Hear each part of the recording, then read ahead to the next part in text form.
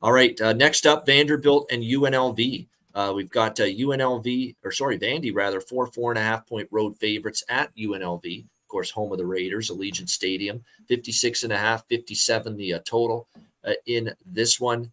Vanderbilt, I'm telling you what, I'm not rushing to lay 4.5, and I understand why they're only 4.5 as road favorites. Clark Lee, coach I like. Team we thought now, year 3, I believe now with him here, take that next step. Well, 0-3 against the spread so far, Vanderbilt, if you've been looking for them to take the next step. They didn't look good against Hawaii, especially on defense, even though A.J. Swan and the team moved the ball. They certainly didn't look good on defense against Wake Forest, who has a new starting quarterback this year in Mitch Griffiths, and I was not too thrilled to see that as someone with Vanderbilt plus the points. They just couldn't stop Wake Forest. I mean, Griffiths was good throwing the ball. No mistake. They didn't get any takeaways on defense. Damon Claiborne ran the ball right down Vanderbilt's throat, as did Tate Carney. Those two guys went up and down the field running the ball against Vanderbilt's defense. Clearly still issues there on that side of the football, even though they can move it. UNLV on the flip side, look, they put up 44 on Bryant. Can't put too much into that. I actually thought they hung in there against Michigan, 35-7.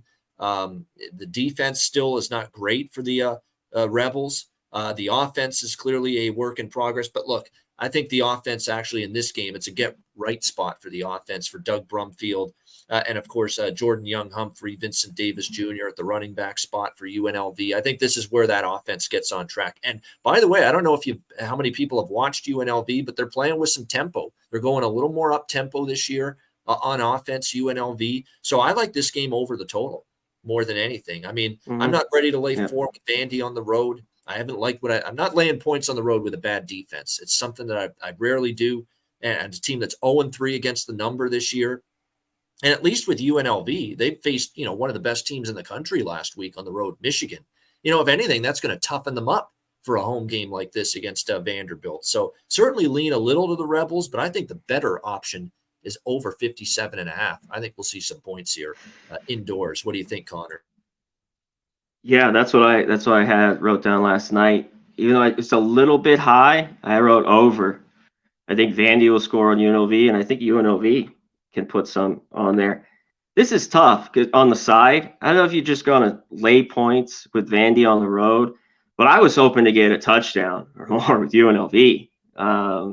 So, yeah, I think Vandy's still better, and UNLV has some things to prove.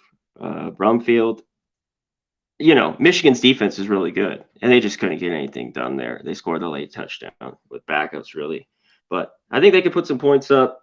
I wish it was a few points lower, but I'm with you here. I lean over. I wish I have a little more with UNLV. Maybe you could take them money line, but I don't know if they're there yet here. And keep in mind, before you say, Vanderbilt's only 4 against UNLV, you got to take Vanderbilt.